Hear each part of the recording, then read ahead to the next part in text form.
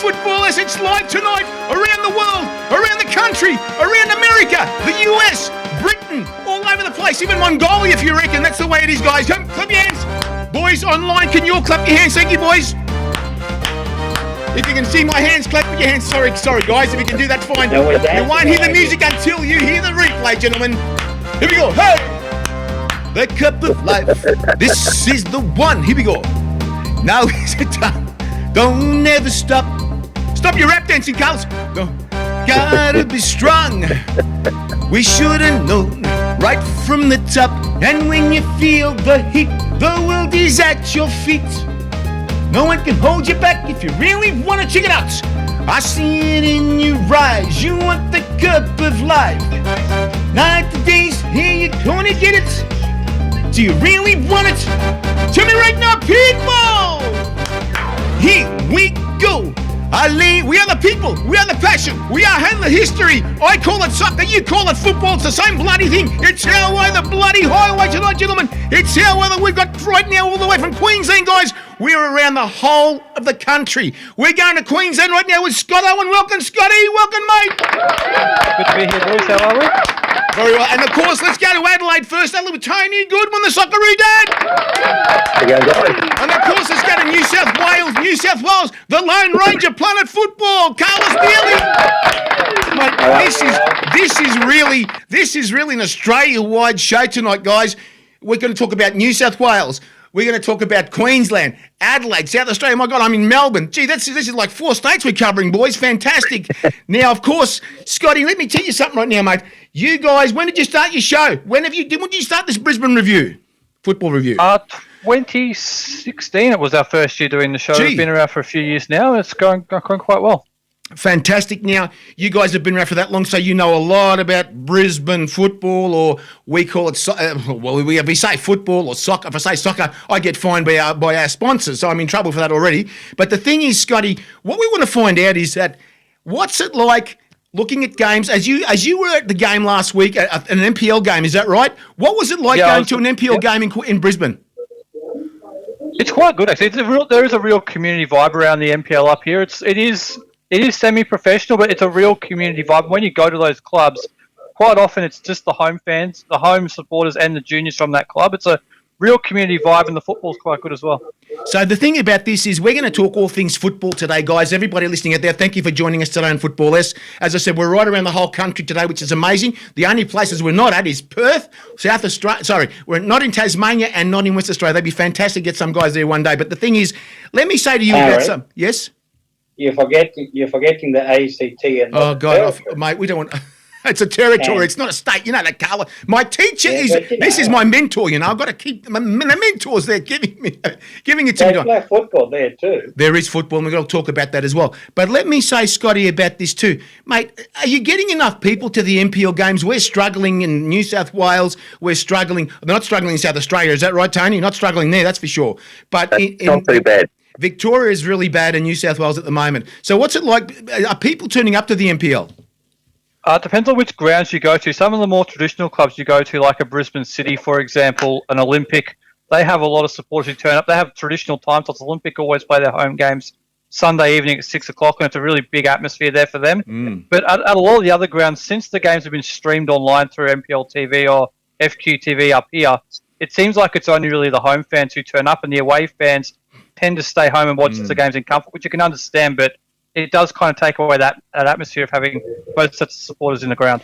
Many, many years ago, when we spoke about this, gentleman, a few weeks ago, we said to ourselves, why do we have to go to streaming? Because all that does, it lets people stay home. If it's a little bit rainy, they'll stay home. Now, Scotty, does that happen over there as well? When it rains, they stay home, and the grounds are pretty... there's nothing there. It does, but usually when there's a bit of rain up here, when it rains, it really rains. So when the games get called off, so... Usually after a little bit of rain, the weekend is called off anyway, so that doesn't really happen too much up here. Well, I actually lived in Queensland for 30 years, mate. It doesn't rain there, it bloody buckets, so I know that for a fact, mate. Carlos, anything for Scotty?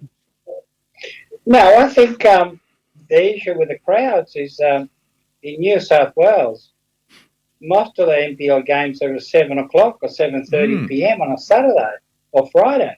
There's a few games on a Sunday, 3 p.m., but the majority are 7 p.m. on Saturday, and it's really, really cold. I mean, obviously Brisbane, it'd be a lot milder for a 7 p.m. kickoff, but in New South Wales, like South Australia's going through a cold snap, I don't think streaming is an issue. I think it's the timing of the game.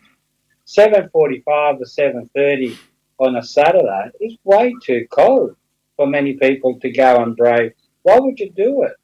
You know. In Queensland, Scotty, no way. Yeah.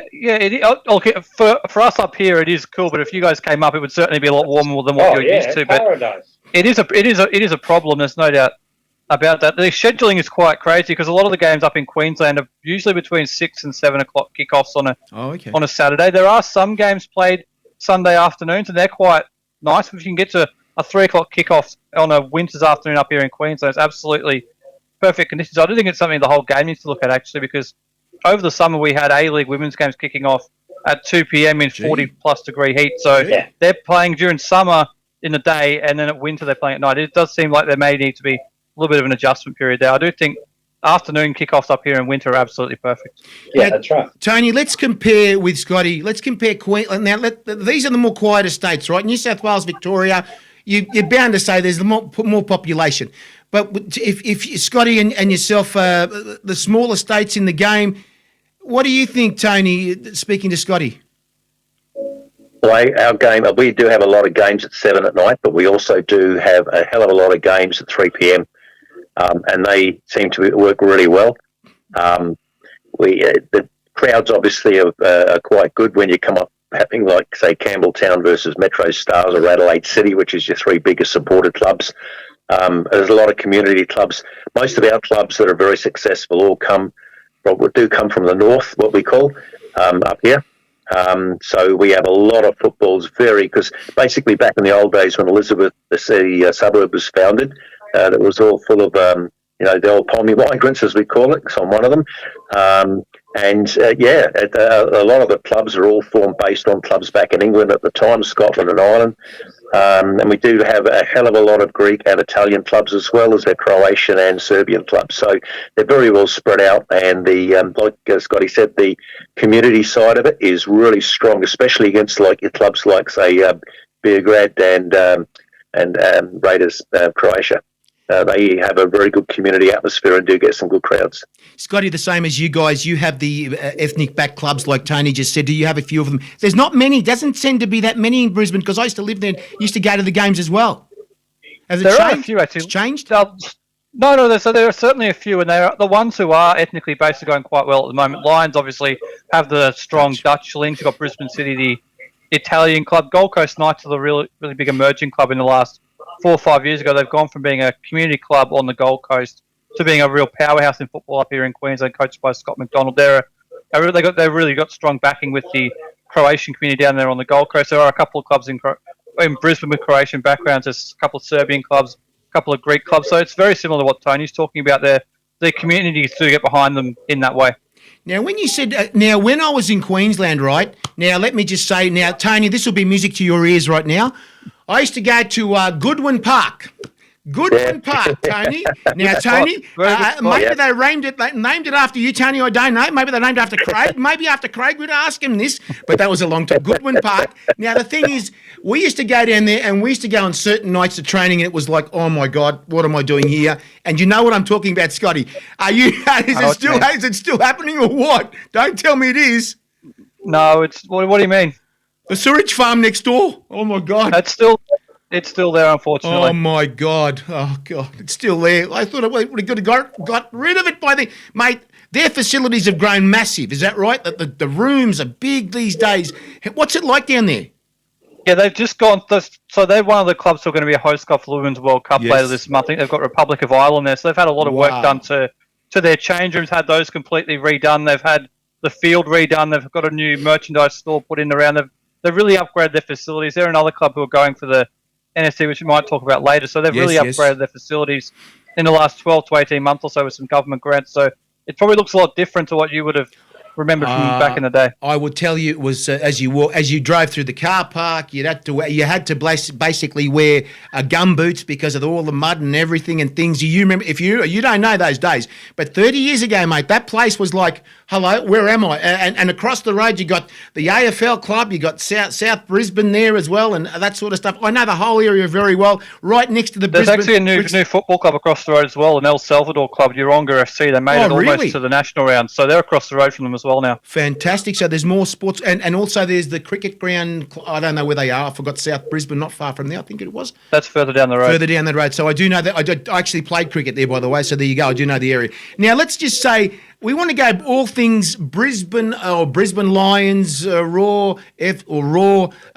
Raw. Now the situation here, Scotty, is this: people out there are still trying to find out what is happening with this Raw. The Raw. I mean, we don't want to mention the owners' names because we all know the owners' names, mate. The thing is, and you're laughing right now because I tell you what. And Richard Raw.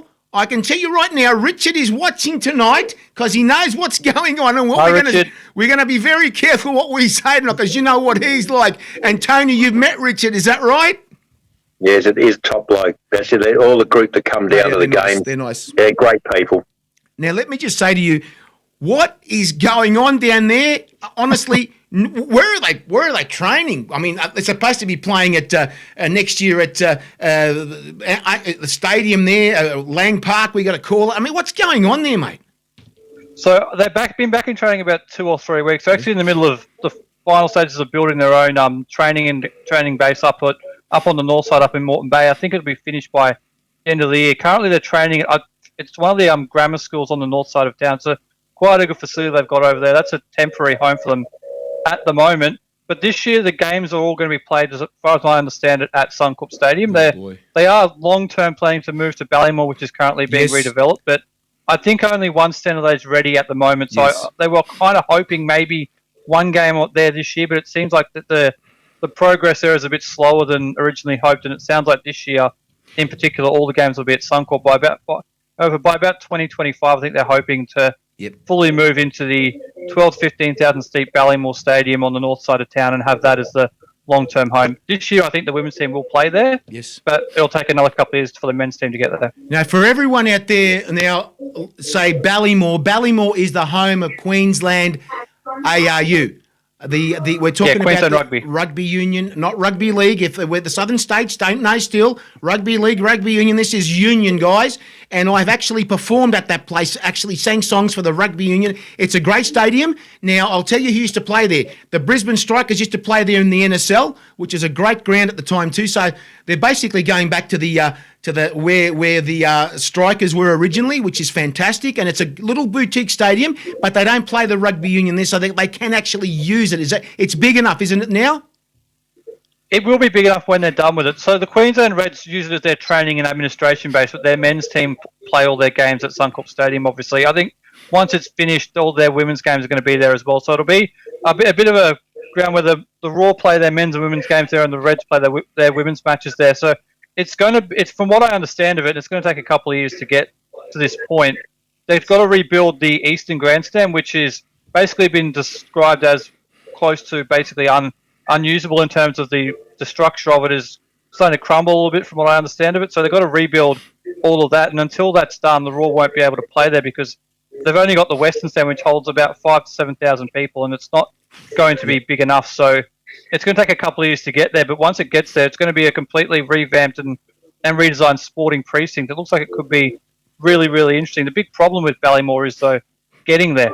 I know they've got a big plan around it with public transport, buses bringing people in, the train station up the road, but that was always the problem with it 20 years ago when it was the regular home of the Queensland Reds. It's why they actually moved to Suncorp, was the fact that not only was it a new stadium at Suncorp, but getting people into there was a problem. So I'll be very intrigued to see how that works when they do get there full time. It is a problem because it's actually in a residential area too, isn't it? My God, man, the people there parking is a nightmare. Carlos?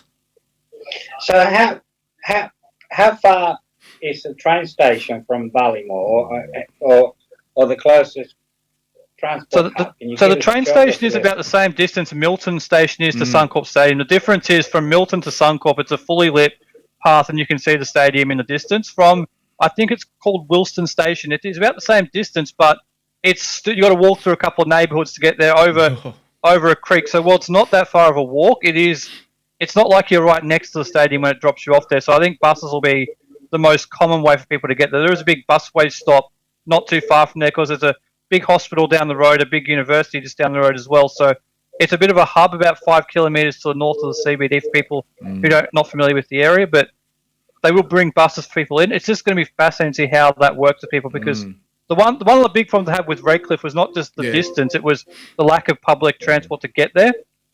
And the thing with Suncorp is the buses take you right to the door, basically. The train station is a 5-minute walk away. So the convenience of Suncorp is something a lot of people up here have gotten used to, and how they adapt to Ballymore could be interesting. So I don't think there's going to be much public car parking available for anybody in that precinct on match day.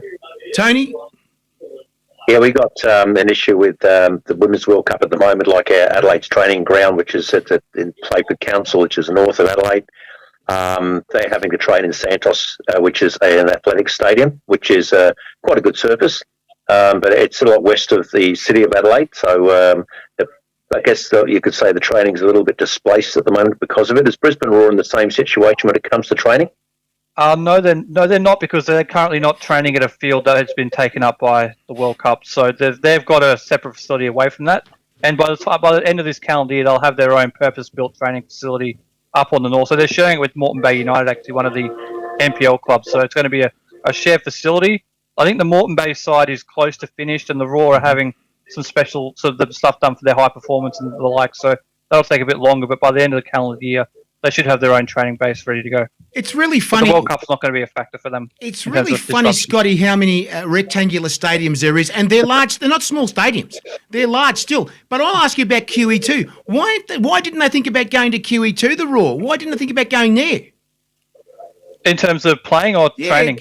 Playing at QE. It's a massive stadium. It's not used for much at all. It is. So QE2 currently is the home of the Queensland Academy of Sports. So a lot of their high performance stuff for the athletics is there, but they did play there. I don't know if you remember the Asian Champions League game against Ceres Negros a few years ago, where the numbers were peeling off the back and all the rest of it. So that's the last time they played there. I think the women's team actually trained there last year. But the issue with that is you're so far away from the ground, you almost need binoculars to see what's happening. Right. It's for the spectators. It's just not a convenient place to watch games. I've actually been there and I've seen it myself. I went to see the Broncos play years ago, and it's just still got the track around it, of course. That's for Athletic Stadium, and that's why you're so far away. That's the thing about that. Now, what I want to do is, Scotty, I want to get to, and we're going to think about this. We're not going to think about it. We're going to tell people about this. We've been going around the country talking to people about the NSL2. We call it the NSL2.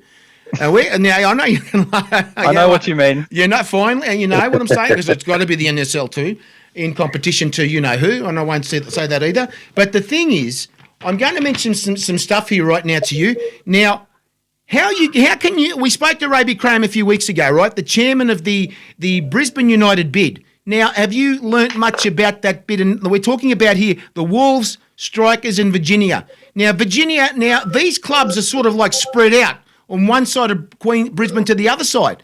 Now, how do you feel that these clubs are coming together for such distance? And the only central where the central team is a Strikers at Perry Park. How do you feel? Yeah, so Strikers are based out of Perry Park, right in the centre of Brisbane. It's pretty much in the Valley District. People who know the area. Yes. Virginia and Wynnum are relatively close together, but they're on opposite sides of the Brisbane River, so there is a bit of a distance between them. Virginia, I'm not really sure what their involvement in this whole thing is. You mentioned the Brisbane Strikers; they're heavily linked in it. You had Raby Cram on the show. You mentioned his Wynnum Wolves. Obviously, they're very closely linked. Those two clubs. Actually, Strikers are one of the clubs who have been moved out of Perry Park due to the Women's World Cup, and they're playing their home games at the moment down at Carmichael Park, the home of Wynnum Wolves. So I think those two are the real driving forces of the bid. I'm not sure what Virginia have to do with it at the moment, but it does seem like they're certainly building a lot of momentum. They've got I don't know if you mentioned, they've got the links with Borussia Dortmund, the Pathway Development Program. They've kind of launched. So it seems like they're making a lot of noise and they're getting a lot of goodwill behind them. It's very interesting to see how that does pan out, because I think there was a lot of people a few years ago who were hoping Brisbane United would be an A-League expansion bid to challenge the Roar. So I'm intrigued to see how this one goes, because that was obviously the original name of the Brisbane Strikers back in the day. So interesting to see how it does go. It's got some support behind it, but I think I need a bit more information on them before I really work out what their where they're going with it. Carlos? Now, can we go back to the rule? We have a new coach in Rose Aloisi and a couple of quality signings.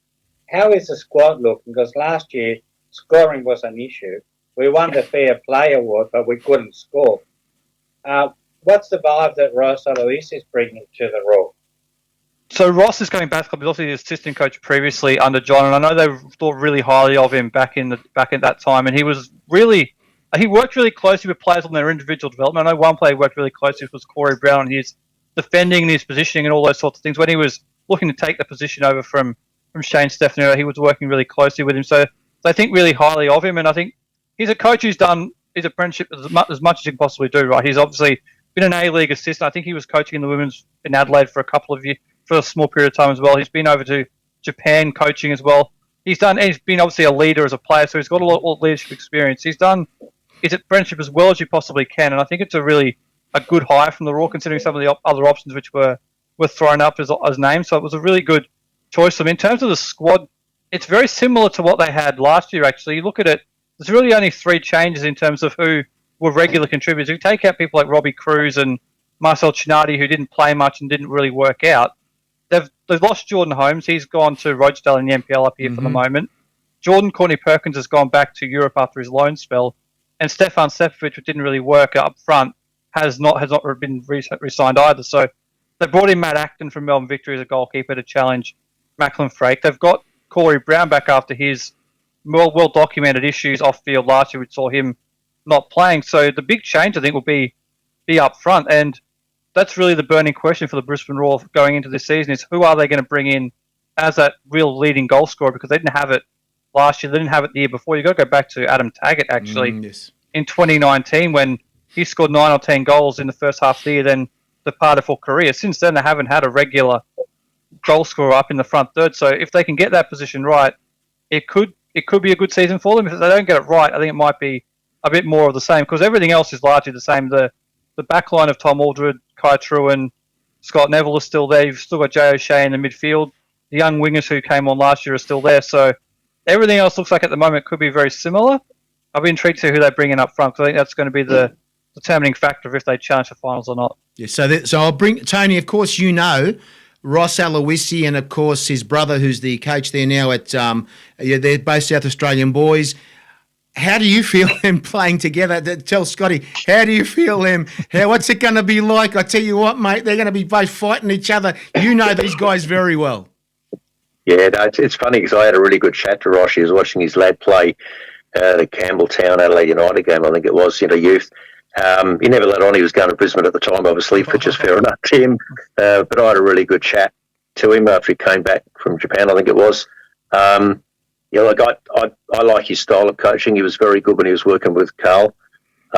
With the senior team, he was very good because he was a disciplinarian for the young ones. He loved to, he just hated slackness, and anyone that doesn't put it 100%, he's very good at that, and he knows how to get his message across. He's like, you can have a good cop, bad cop. Well, he plays the bad cop really well. So God help any of one of them to step out of line, because he knows how to fix that. So, which is incredible. You got a few, have had a few SA boys up there as well. Obviously, over the past few seasons with Milusinich, who was really good at Adelaide on the wing. And I think probably one of your biggest losses are probably Akbari. Because he's gone overseas now, isn't he? Yeah, he's linked up with Steve Keane, the former Melbourne Victory coach. I know Ramat was down there for you. I don't know if he was there when Steve Keane was there. He's gone to, I'm not sure. I know it's an Eastern Group. I forget the name of the club, unfortunately. I think they were in the Conference League Plus. So he's gone as well. And yeah, in the midfield, that was really a big question mark I had on them last year. It was the way the midfield worked. It almost seemed like Jay O'Shea was trying to do too much and having too much responsibility. I don't know about Taras Kamulka, another South Australian boy in the January tournament, and he sort of shored things up in there a little bit, but I think that's another area they do need to look at in terms of bringing somebody in that midfield just to complement what Jay O'Shea and Taras Kamulka do, and maybe somebody like a Zach Duncan, who was here as a youth player a few years ago to Perth last year, someone who's got a bit of energy to go box to box and do the legwork and the running to really let Jay O'Shea basically just play the quarterback and just implement the play and build the play, and instead of, because it seems like he's trying to be deeper lying midfield and attacking midfield at the same time, and it's just not working on it. They've got to try and really just augment that midfield a bit differently, and that's something else they might need to look at. It comes down to, again, it's another reason why they weren't scoring enough goals last year. And this is what's going to happen to you guys this year. Of course, we're going to talk about, of course, Western United, and we're talking about Brisbane Roar coming together. And the funny thing is, imagine, Tony, you're going to the game there in South Australia. You got the two South Australian boys coaching two teams, and they're not even South Australian teams. How do you feel thinking about, well, are they going to fight on the ground, or are they going to start screaming at each other? You've seen coaches go for it, but these are two brothers, mate. I mean, this is funny, Tony. And not even coaching a South Australian team. They know each other very well, obviously. So I'm looking forward to their first game, because I just think it'll be a battle of tactics of each other, knowing they probably have different styles, but I just think their mindset of coaching will be very much defensive against each other, I think, because they know they're going to line up. So the probably first half will probably be a lot of fields, just to see how things go. But I'm really looking forward to it. Just obviously both, famous South Australian lads, so coaching two different teams. I mean, Western United have gone through a few players now. They've let a few go and brought a few in, and obviously Brisbane are on a bit of a rebuild phase. I noticed they let the young lad from Oakley Cannons go as well. And he's gone over to India. Yeah, I was a little bit shocked at that. But, that's with football. Everyone moves on. If we notice the last couple of days, the amount of players that have jumped clubs, it's been like a roulette wheel. They're just thrown them all in. They've landed at different clubs. Yeah, Carlos. And Parson has come back from Sydney back to Brisbane. Oh, boy. It's Young amazing. Parsons as well. He's a useful forward, to say the least. He's a really, really good talent, actually, Alex Parsons. I was disappointed when he actually left the Raw, because I thought he was going to be a really big part of the future, so I'm glad to see him come back. He's got such talent in the front third. I'm not sure how he's going to fit in, because they've got a lot of wingers now in the side. They've got Parsons, you mentioned.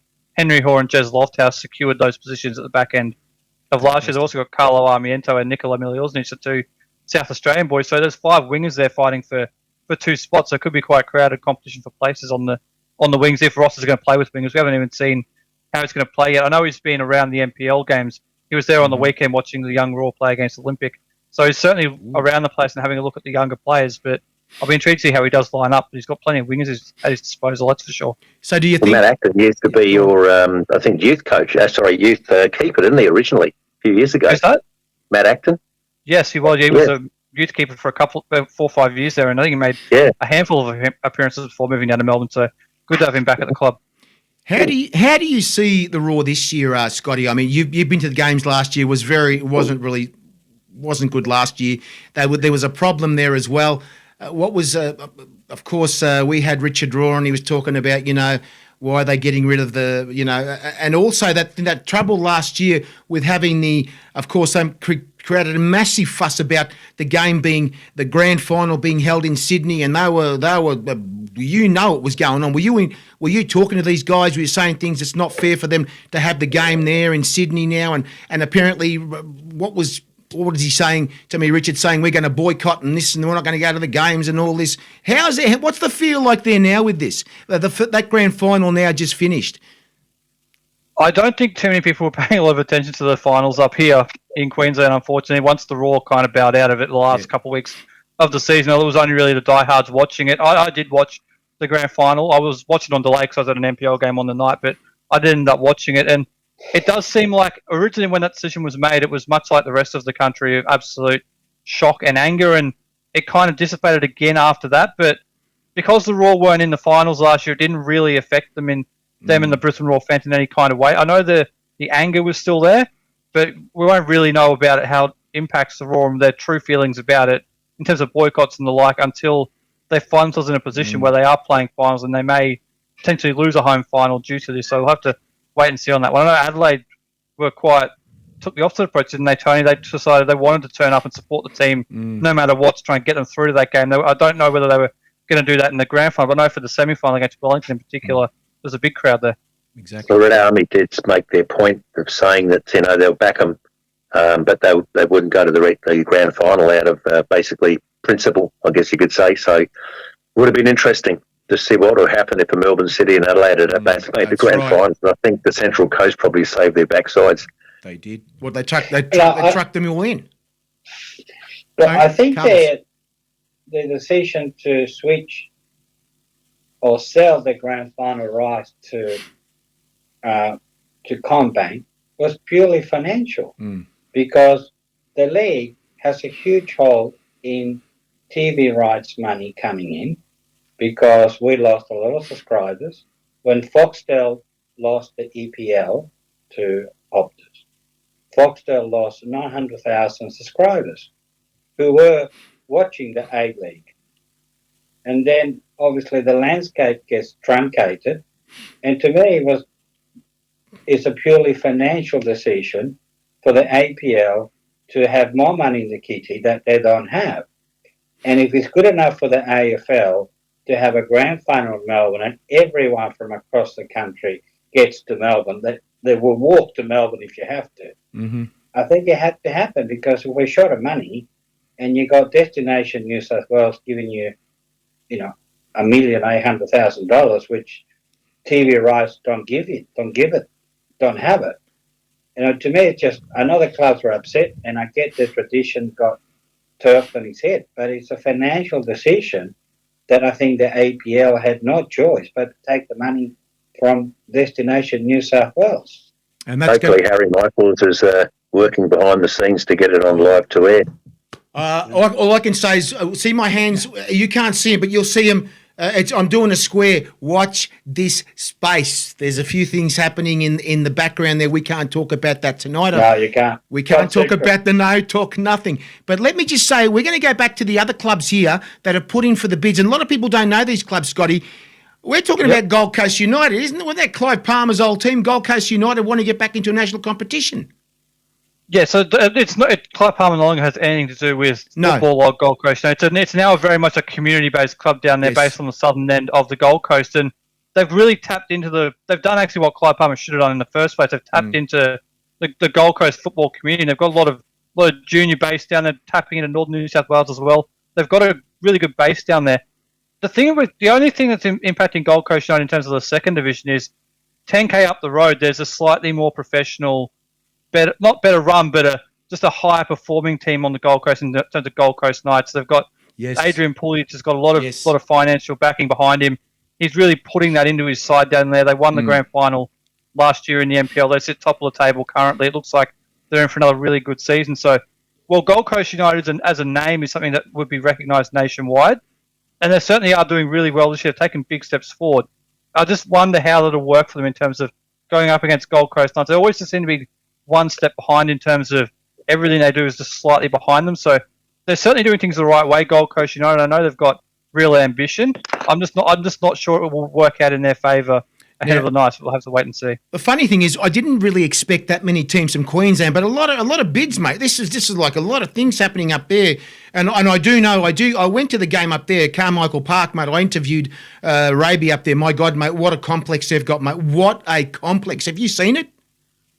I was out there last year for one of the FQPL Grand Finals. Yeah, it's looking quite good.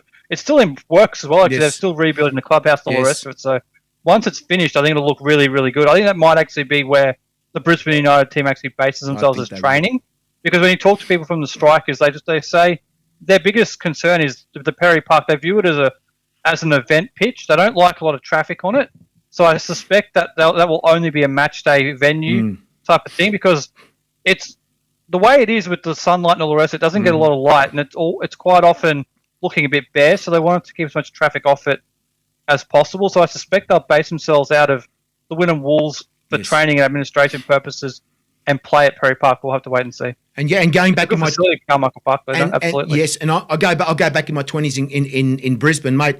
I can remember the times when Perry Park was actually used as a a national ground where they were playing World Cup qualifiers. So, mate, that's gone. That's finished. So, World Cup qualifiers playing against these island nations. If you, in those days, 87, 88. My God, man, that was amazing. Carlos.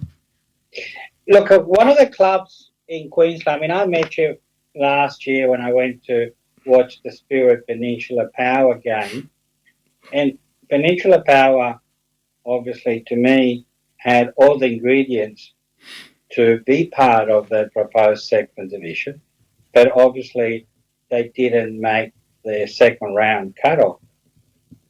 we don't know the reason, but what's the gossip? What are the reasons why Peninsula Power did not go any further? Because to me, there was a club that had everything going, was doing well in the NPL. There was a club that was merged, was created from community-based roots, clubs coming together to create a club, had amazing junior base, both men and women's, and had a great facilities at Peninsula Power, and yet they got cast aside. What's the gossip in Queensland as to the reasons why? Well, you're confused, Carlos. And last time I spoke to the leaders at Peninsula Power, so were they. They were waiting for an answer as well. This was not long after they were omitted from the second round. They were shocked as well. They didn't expect that as well. They were very much committed to following through the process and seeing if they were able to meet the criteria, and they felt they were doing so. To your point, it is a club which has built quite strongly over the last. 20 years ago when I was playing juniors, they were basically just starting out as a merged entity. Now they're one of the most powerful clubs in Queensland. They've got a great junior base. You mentioned they are one club who do get quite a good gate in terms of regular people attending there. They've got good facilities, as you point out. They're confused as well, and so am I. I was really surprised that they were one of the clubs who were cut, and there's a couple of other ones who were pushed through to the next round that I thought would have been ones who might have been falling away. So I'm surprised as well, but I know they're also very, very surprised. As your point, they are a really well-run club, Peninsula Power. Both men and women have taken another big step forward this year as well. So they've got Wellington there in a couple of weeks in the Australia Cup, which they're playing up there at AJ Kelly Park. That'll be a really big night for them. I'm surprised they're not there. I thought they would have been one of the prime contenders, but particularly with Dolphin Stadium literally around the corner, if they did need a bigger stadium, it's only a 5-minute walk between their spiritual home and where the Raw were playing at Dolphins. So they had everything set up for them. I'm quite surprised they weren't at least in the next round. Okay. The other thing, even Tony will speak about this one too. Now, and I'll bring Tony into this one. We're talking about here Brisbane City. Now, you're talking about Brisbane City being a massive powerhouse, mate. I've been there. Spencer Park, mate. I've seen games there. There have been NSL games. Their community is there. The whole Italian community next door, and this is a community club with their own Italian community that run the place and they run the club, mate. What a facility, eh? What a facility, and the ground is pristine. Still the same as NSL. It's only gotten better in the last couple of years as well, because they've done a lot of work there. 2020, they actually got relegated out of the NPL into the second division, which was unthinkable at the time, but they were going through a bit of a rough patch. But ever since that happened to them, they've revamped the whole club, both on and off the field. They've now got a thriving men's team coached by Carl Dodd and Luke DeVere. They've got a women's team which is about to be promoted to the NPL in Queensland up here as well, which is the first time they've had a women's program, so they're growing in that space as well. They've done a huge work to the field as well. You remember last year the flooding up here in Queensland. They were one of the clubs who were affected the most by that. They back onto a creek, so they're always suffering that sort of fate. But the field is as good as it's ever been. The facility as well, done a lot of work to it to really honour their history. You go there now, they've got big murals of past champions around the place. They've got the honour board in the clubhouse. They've really taken big steps forward, and they're one club who I would really like to see get into a second division, because I think it could really be good for them and good for the league, a team like that with their tradition and history as part of it. Yes. Also, they've got that history and rivalry with Lions or the Raw. So think back to the old NSL days. It was Lions or Hollander at the time and Brisbane City were the two clubs initially in Queensland. So that sort of rivalry is still there today. They played each other a couple of weeks ago, actually, in the NPL, and it was one of the more fiery games you'd see up here. So I would very much like to see Brisbane City get in, and I haven't heard too much about them from it. They've been very, very quiet. They're in the process, but they're not saying too much, which may or may not be a good thing. And this is where I bring Tony in, because, Tony, you would have gone to the, of course, down in Adelaide there at Hindmarsh Stadium, it was called in those days, and you would have seen Adelaide City versus Brisbane City, two Italian clubs going at it, trying to bash each other on the ground, stuff like this. You must have seen that. And this could end up being again. You know what I mean? It could end up happening again in the second division. Yeah, well, West Adelaide won't be part of that, but fortunately, the good thing was back in those days, it was such an awesome atmosphere to go to. I mean, that place was jumping. It was packed, and it looks nothing like it now, obviously being Cooper Stadium, but the spirit is still there, obviously being a purpose-built stadium. But I'm looking forward to the new competition of that such, just to see if it can bring some of that passion back, I think, because the histories are still there. even though maybe a lot of the people aren't. But we've got clubs in Adelaide that were quite big at one time. And we Adelaide Croatia Raiders were up there, and then we had Adelaide Blue Eagles and other big Italian clubs. So we had a number of Italian clubs that used to have huge rivalries, and it was awesome every week to watch. And they're both in the second division. I think Raiders, I think, are sitting top at the moment, so they've got a good chance of getting back up the top. Their facilities are absolutely first class. They own a massive stadium and their own grounds, and Blue Eagles as well with their stuff.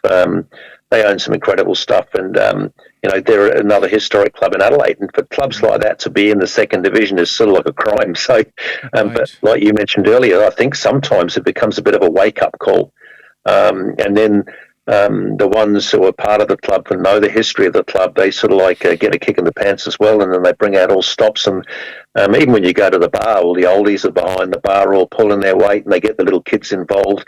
And that's part of the community spirit, and that lives very strong in a lot of Adelaide clubs, including all our NPL levels and lower as well.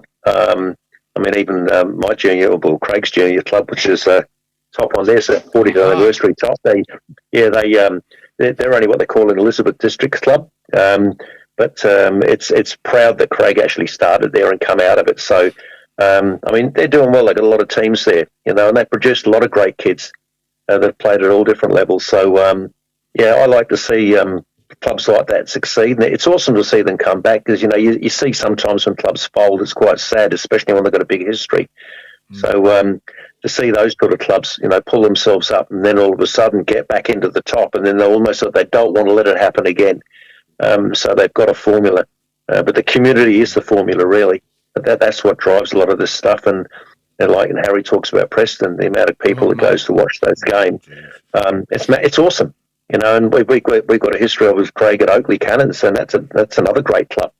It was always pushing to be up there with the South Melbournes, and the last couple of years they've had the wood over South Melbourne. And this year Oakley are doing exceptionally well as well. But again, great community. Exactly. Now, let me just say one thing. We just spoke about Peninsula Power, of course, Scotty, and I'll ask you about the Sunshine Coast. Have they been taken out as well? Are they out?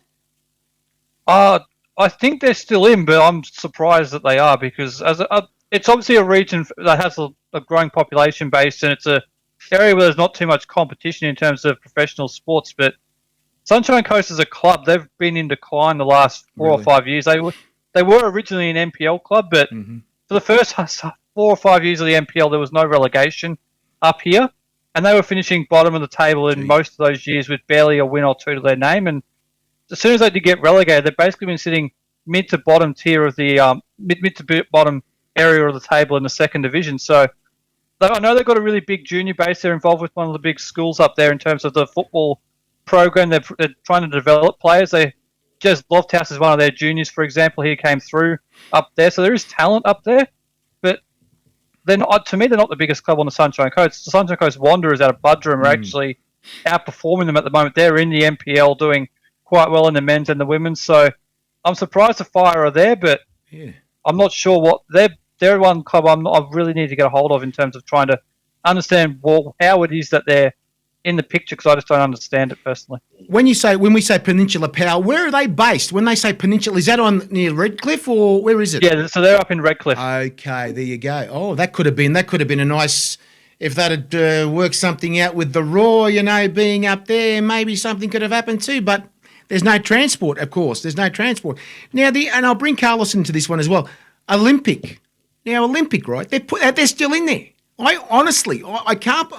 People in Brisbane are going to hate me now, because I lived there for many years and I went there, right? The thing is, that ground, they've improved everything, yes, but how many people does it hold, that ground? Have they got no a little stand or something that holds it? How many people does it hold?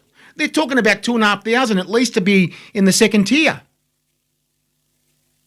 Yeah, I'm not sure that ground holds that many people, to be honest. They did hold an Australia Cup game there in the very first year. They played Melbourne Knights. They had to bring in some temporary seating actually on the road in the entry to the car park. They put some temporary seating in there, but I'm not sure how it can hold that many people. But it certainly is growing as a facility. They've got the scope. They've got the down the southern end of the field. There is a bit of an empty paddock, which I think they control, and maybe they could put some seating in to build the capacity, but at the moment, I'm not sure how you get to 2,500 people there. But Yeah.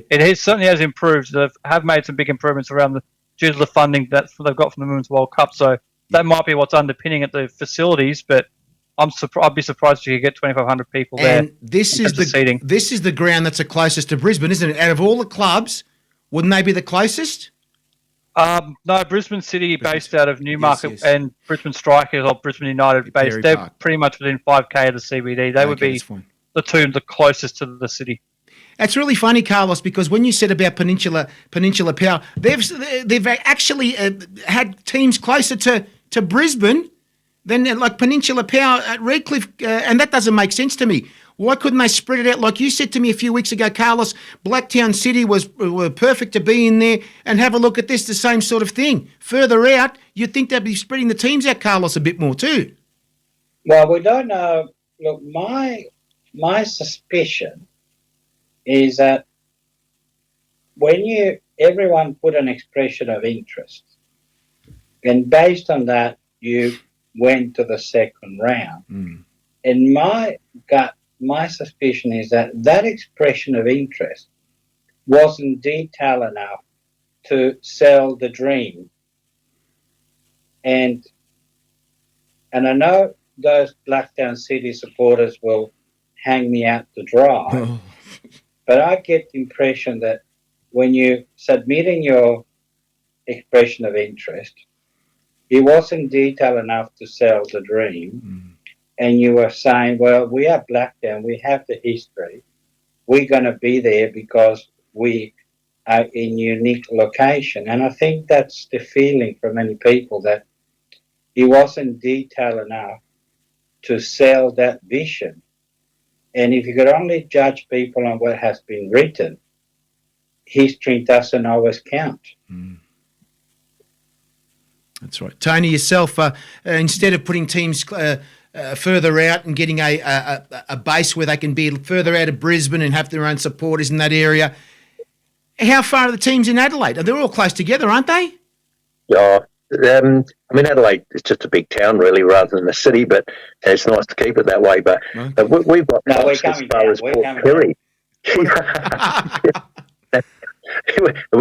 we have NPL clubs as far as Port Pirie, which is quite far up north, at 2.5 hours north, and we've also got teams down as South Adelaide, Noarlunga, and Seaford, which is probably probably an hour's drive south of the city.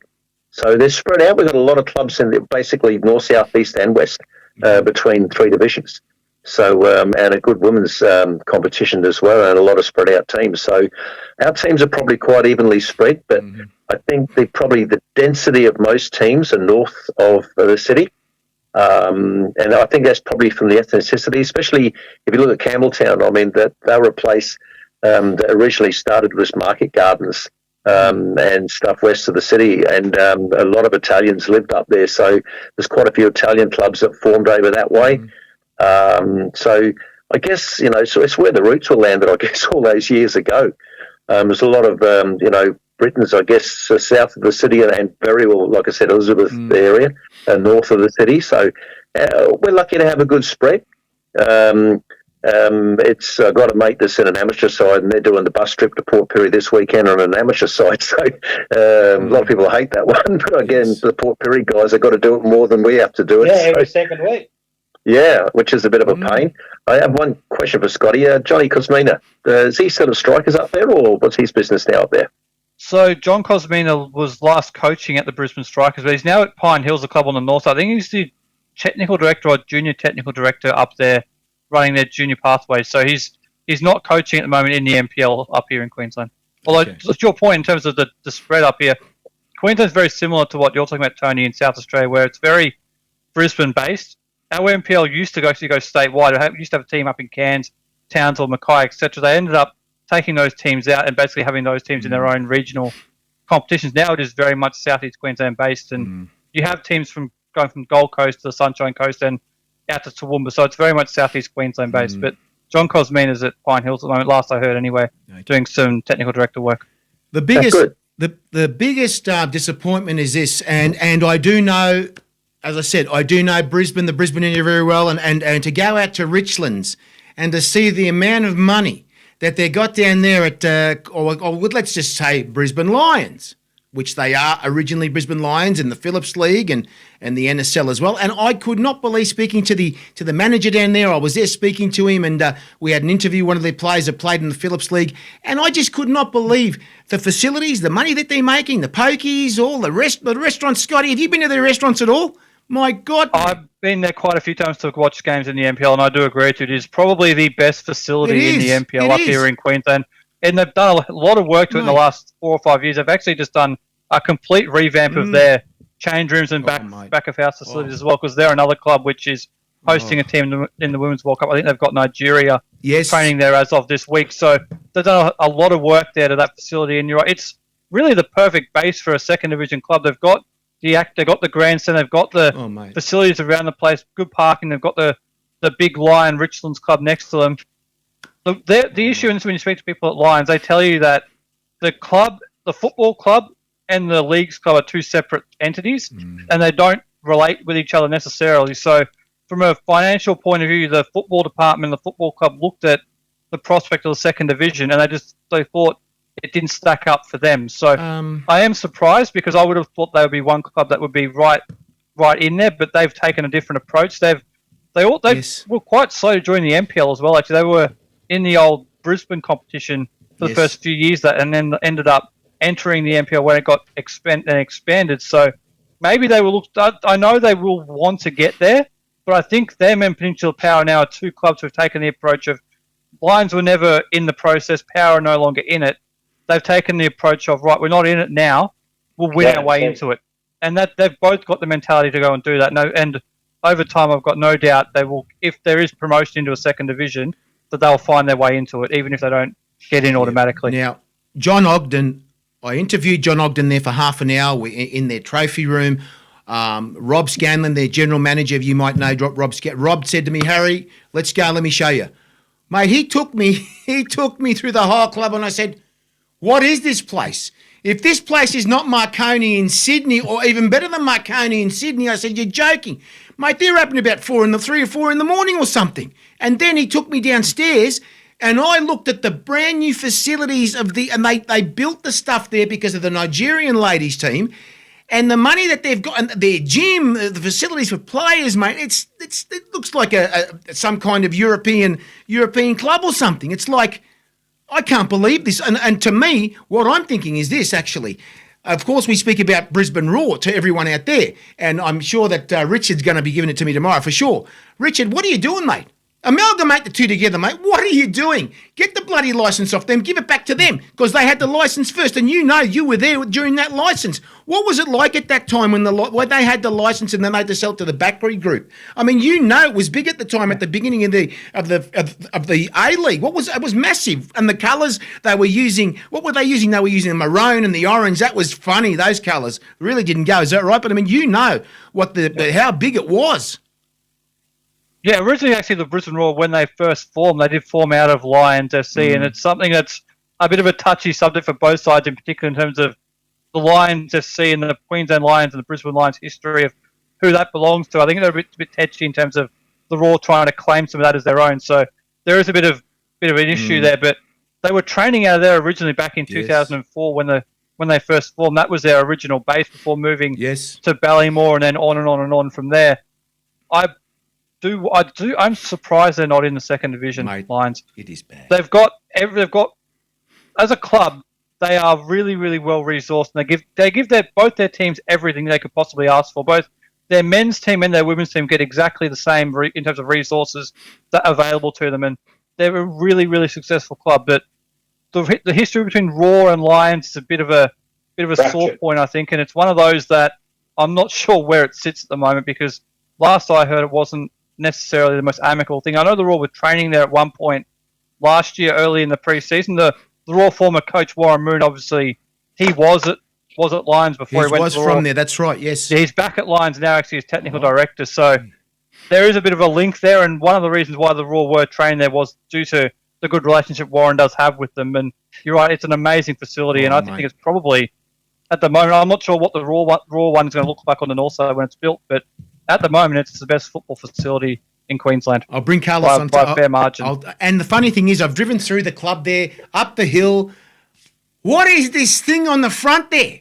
What is this giant gold-plated lion? What is going on, Scotty? I said to my friend, please, I've got to sneak up there, get a photograph with this. Security says, no, you're not doing it, mate. Get off. Bloody hell, they got me. The only people that get to go near that line are the players after they win grand finals. You see some of the celebrations at 3 and 4 in the morning after they've had a nice long night in the clubhouse after celebrating, and there's been some wild nights there. But mate. Don't go near that goal line, whatever you do.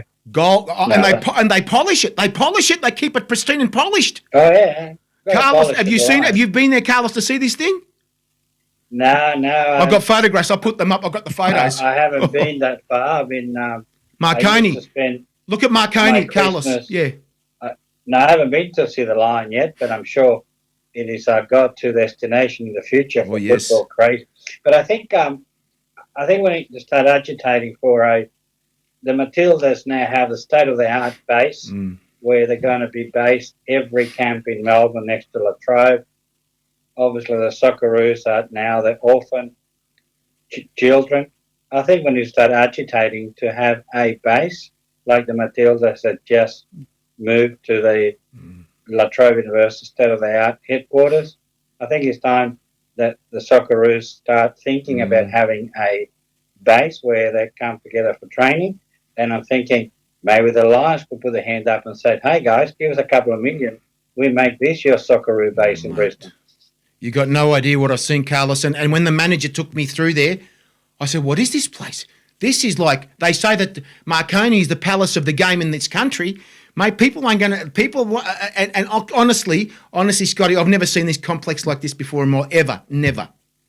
They did actually, once they officially opened them, if you go to the Lions social media platforms, particularly on Facebook, I think there's a video of all of the facilities you're talking about. It is an unbelievable NPL facility, and it's easily good enough to be a national second division base for a club. And I mean, look, I said the Raw were trained there in the past, and I think it's good enough to host an A-League side in terms of what they have there. It's quite remarkable. I know the Matildas did train there a couple of years ago when they played one of their friendly games up here in terms of a couple of years ago. So it's certainly a place where they've trained, and in terms of national teams, I'm not sure if it can be a permanent base, but it's certainly somewhere where they can train up here when they do play a game up here, which is quite rare. We don't see the Socceroos up here too much. Can you get Tony, can you get Craig to put in a word in for a game or two up here every now and again?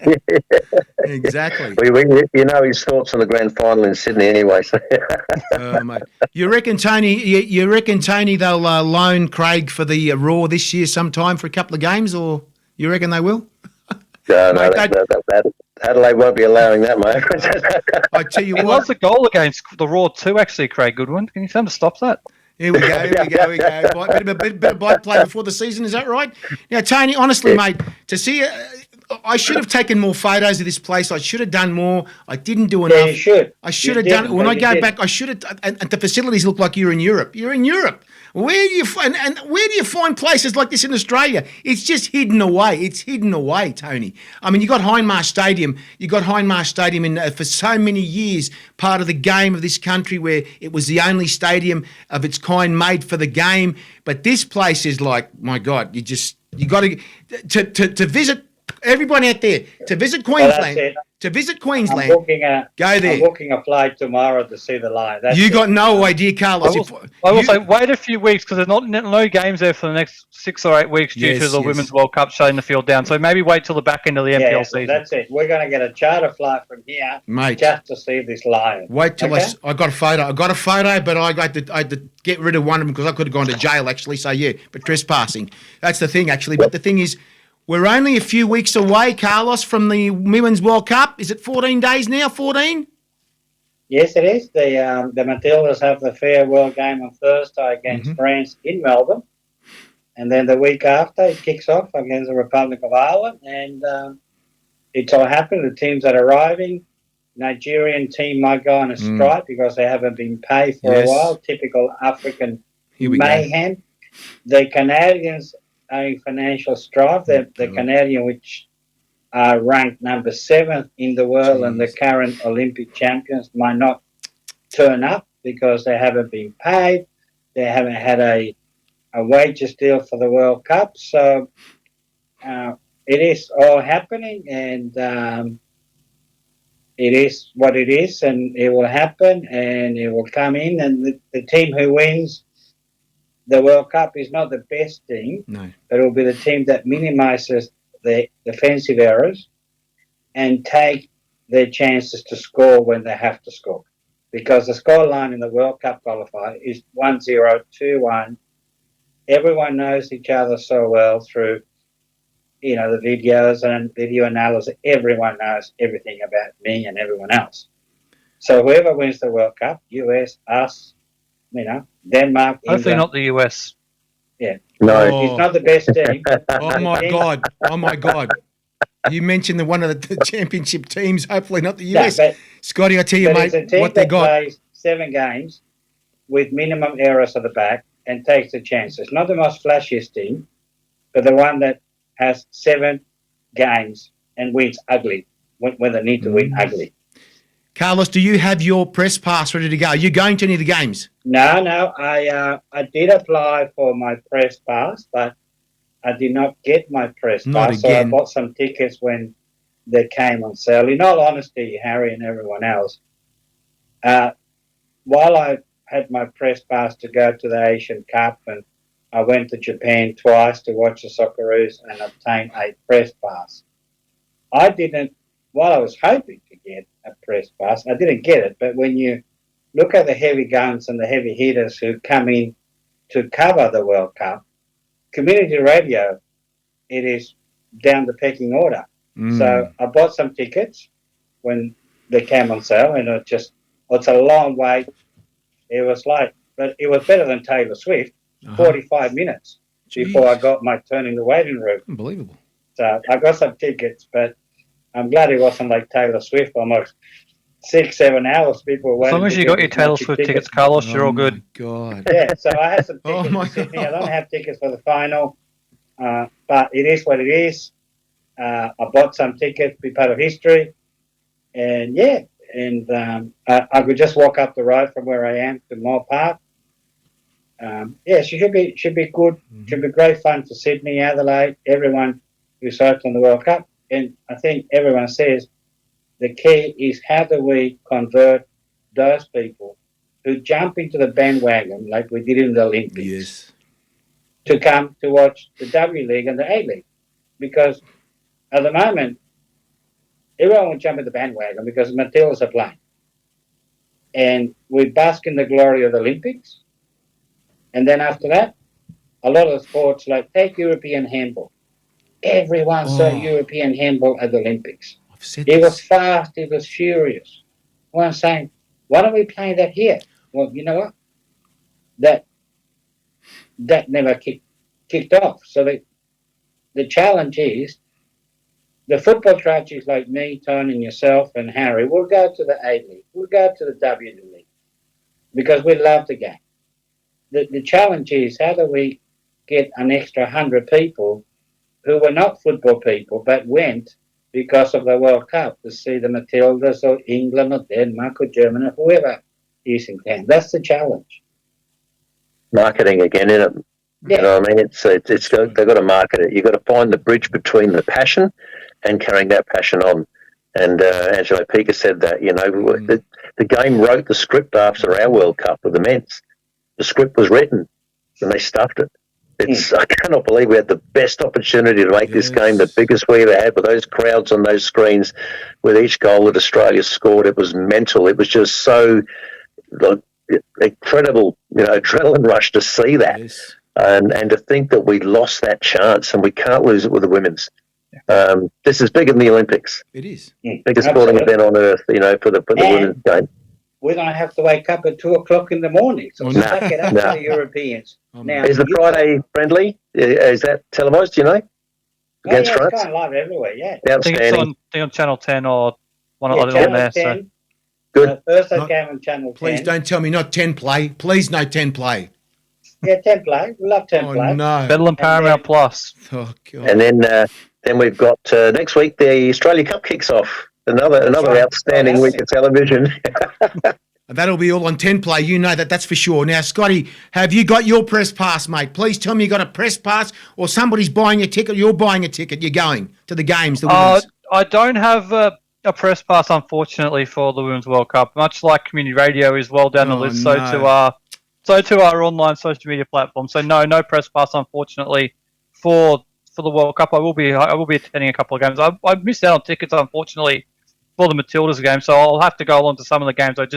For the experience, but I'm really keen to get along to a game, but also the live sites that they're going to have around the place. You see those around the World Cup, so I'm really keen to get down and experience that atmosphere as well. So very much looking forward to getting amongst the atmosphere around the World Cup. You're starting to see it really build up around here in Queensland the last couple of weeks. Suncorp Stadium is now officially been handed over to football for the next 6 weeks. There's been no rugby league played there for a week. It's never looked so good in terms of the grass. Remember the Asian Cup in 2015? It was a real disappointment in terms of the field was not up to standard. Lumpy and it seems jumpy, like this time around, Suncorp Stadium is going to be absolutely pristine, which is exactly the way it should be. And looking forward to some great football up here. Now, Tony, you got tickets to go, or Craig must have got some. They must be giving him something. I'm not sure. Actually, I've got to probably see him later this week, but I'll have to ask him about that. Whether he's got something. The Adelaide players may get him to go along. I mean, I know they're training furiously at the moment. They've got a game in August, I think, their first Australia Cup game. So I know quite a few of the Red Army people, they've actually put in as volunteers for High Marsh Stadium for the World Cup. So, we're good on them. Yeah, very passionate people at the Adelaide United games, and obviously, and for the game itself. So they've actually put down as volunteers. So they're very excited. They can't believe they got the gig in it. So they're really looking forward to it. So it's going to be massive, and I just think I hope that all our women's clubs are ready for the explosion of young girls wanting to play the game after it's over. Because I just think we will find an explosion of girls wanting to play. Exactly. That's the thing they've got to do. So they've really got to emphasise that at the back end of the World Cup is come and sign up and try and play. Unfortunately, the difficult thing is for the local competitions. I know in Queensland it's probably the same nationwide. Is that's basically the end of the season. So getting them to keep that passion going through the summer and to sign up for the 2024 season could be the challenge, but that's got to be the goal, is to try and get young girls involved in the game at a young age, potentially becoming lifelong participants. That's got to be the goal.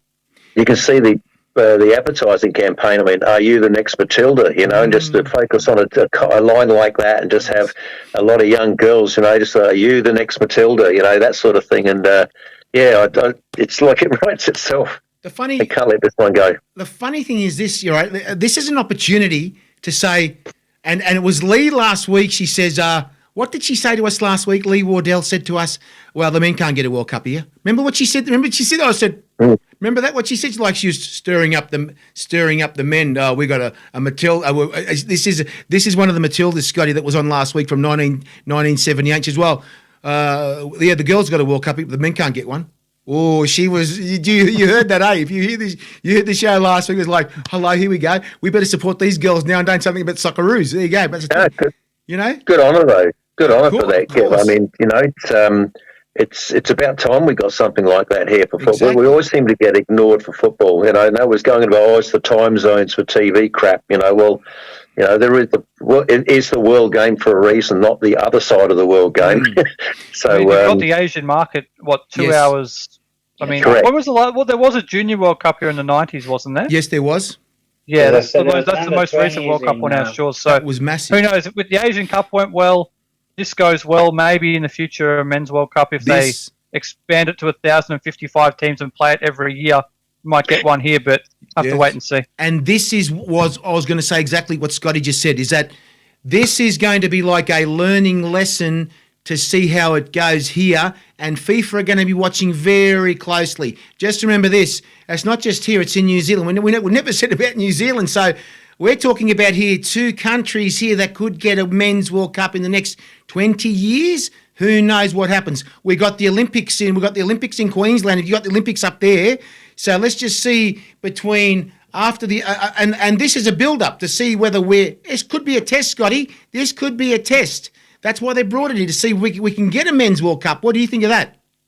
I think it's got to be the goal if this goes well for Football Australia. That's the one thing then that they will be able to say, we hosted an amazing Women's World Cup.